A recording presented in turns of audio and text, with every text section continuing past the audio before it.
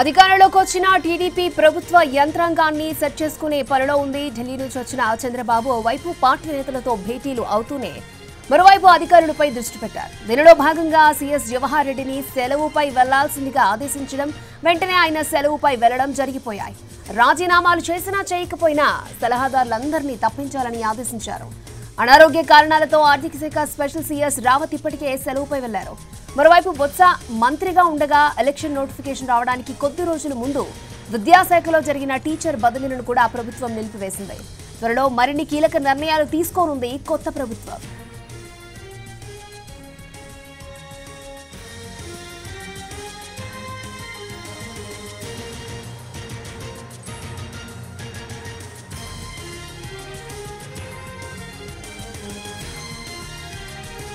అధికారంలోకి వచ్చిన టీడీపీ ప్రభుత్వ యంత్రాంగాన్ని సెట్ చేసుకునే పనిలో ఉంది. ఢిల్లీ నుంచి వచ్చిన చంద్రబాబు ఓవైపు పార్టీ నేతలతో భేటీలు అవుతూనే మరోవైపు అధికారులపై దృష్టి సారించారు.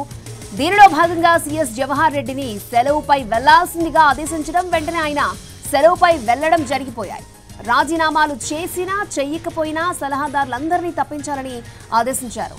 అనారోగ్య కారణాలతో ఆర్థిక శాఖ స్పెషల్ సీఎస్ రావత్ ఇప్పటికే సెలవుపై వెళ్లారు. మరోవైపు బొత్స మంత్రిగా ఉండగా ఎలక్షన్ నోటిఫికేషన్ రావడానికి కొద్ది రోజుల ముందు విద్యాశాఖలో జరిగిన టీచర్ బదిలీలను కూడా ప్రభుత్వం నిలిపివేసింది. త్వరలో మరిన్ని కీలక నిర్ణయాలు తీసుకోనుంది కొత్త ప్రభుత్వం.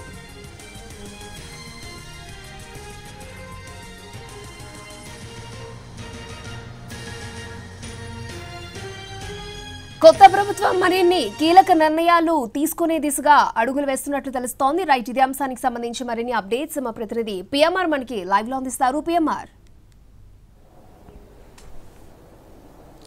అక్షయ, కొత్త ప్రభుత్వం కొలువు తీరేలోగానే చంద్రబాబు నాయుడు ముఖ్యమంత్రిగా ప్రమాణ స్వీకారం చేసే లోగానే కొన్ని కీలకమైన పరిణామాలు ఏపీ ప్రభుత్వంలో చోటు చేసుకుంటున్న పరిస్థితి కనిపిస్తుంది. ఒకటి, గత ప్రభుత్వ హయాంలో జరిగిన తప్పిదాలు కావచ్చు, కొన్ని కుంభకోణాలు కావచ్చు, ఏదైతే ఉన్నాయో వాటిని ఒక్కొక్కటిగా వెలుగులోకి తీసుకొచ్చే ప్రయత్నం చేస్తుంది. మరొక వైపు కీలకమైన డేటా చౌర్యం, కీలకమైన శాఖలకు సంబంధించిన డేటా పక్కకు వెళ్లకుండా అన్ని రకాల జాగ్రత్తలు తీసుకుంటున్న పరిస్థితి కనిపిస్తుంది. సో ఈ క్రమంలో ఇప్పటికే డేటా చౌర్యం జరగకుండా ఉండేందుకు ఐటీ వింగ్ కు సంబంధించిన భద్రత ఏర్పాటు చేశారు. మరొక వైపు ప్రస్తుతం సీఎస్ గా కొనసాగుతున్న జవహర్ రెడ్డి సెలవుపై వెళ్లినట్లుగా మనకు అందుతున్న సమాచారం మేరకు తెలుస్తుంది.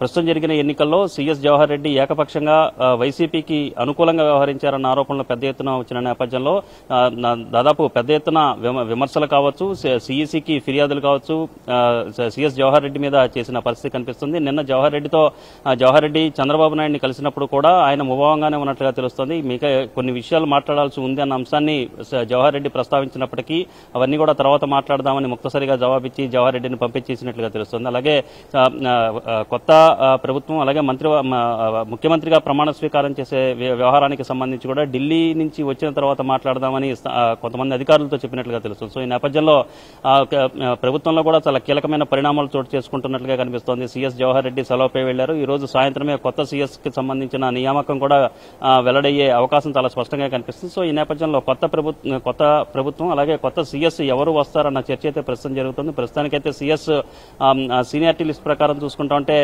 సీఎస్ రేసులో నీరబ్ కుమార్ ప్రసాద్ ఉన్నారు. అలాగే విజయానంద్ పేరు కూడా వినిపిస్తున్న పరిస్థితి పరిపాలనా వర్గాల్లో కనిపిస్తుంది. సో మొత్తం మీద చూసుకుంటా ఉంటే చాలా కీలకమైన పరిణామాలు చోటు చేసుకుంటాయి. మరోవైపు విద్యాశాఖకు సంబంధించిన కొన్ని కుంభకోణాలు ఏదైతే ఉన్నాయో వాటిని వెలుగు తీసే ప్రయత్నం కొత్త ప్రభుత్వం చేసే అవకాశాలు కనిపిస్తుంది. దానికి సంబంధించి ఇప్పటికే గ్రౌండ్ ప్రిపేర్ చేసుకుంటున్నట్లుగా ప్రస్తుతం జరుగుతున్న పరిణామాలు బట్టి అర్థమవుతుంది. ఇప్పటికే విద్యాశాఖలో ఎన్నికలకు ముందు పైరవీలతో అలాగే కొంత ఆర్థిక లావాదేవీలు చోటు చేసుకున్న దిశగా పైరవీలతో కొంత బదిలీలు చోటు చేసుకున్నాయి. టీచర్లకు సంబంధించిన బదిలీలు చోటు చేసుకున్నాయి.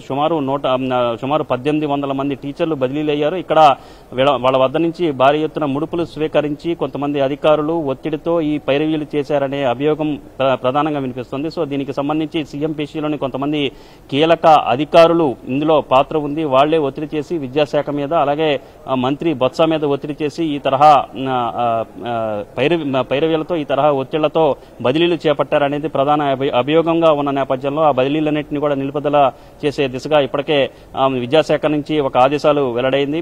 విద్యాశాఖ నుంచి ఆదేశాలు వచ్చే దీనికి సంబంధించి డిఈఓలకు కూడా చాలా స్పష్టమైన ఆదేశాలు రాష్ట్ర విద్యాశాఖ నుంచి వెళ్ళాయి. ఆ బదిలీలన్నింటినీ కూడా నిలుపుదల చేయాలని ఆదేశాలు జారీ చేశారు. దీంతో పాటుగా ఈ కుంభకోణానికి సంబంధించిన విచారణ కూడా కొత్త ప్రభుత్వం కొలువు తీరిన తరువాత ఈ కుంభకోణానికి సంబంధించిన వ్యవహారం కూడా టేకప్ చేసే అవకాశం ఉన్నట్టుగా తెలుస్తుంది. దీంతో పాటు మరిన్ని కీలకమైన పరిణామాలు, కొన్ని కీలకమైన బదిలీలు జరిగే అవకాశం ఉన్నట్లుగా మనకు అందుతున్న సమాచారం మేరకు తెలుస్తోంది. అక్షయ. Okay PMR.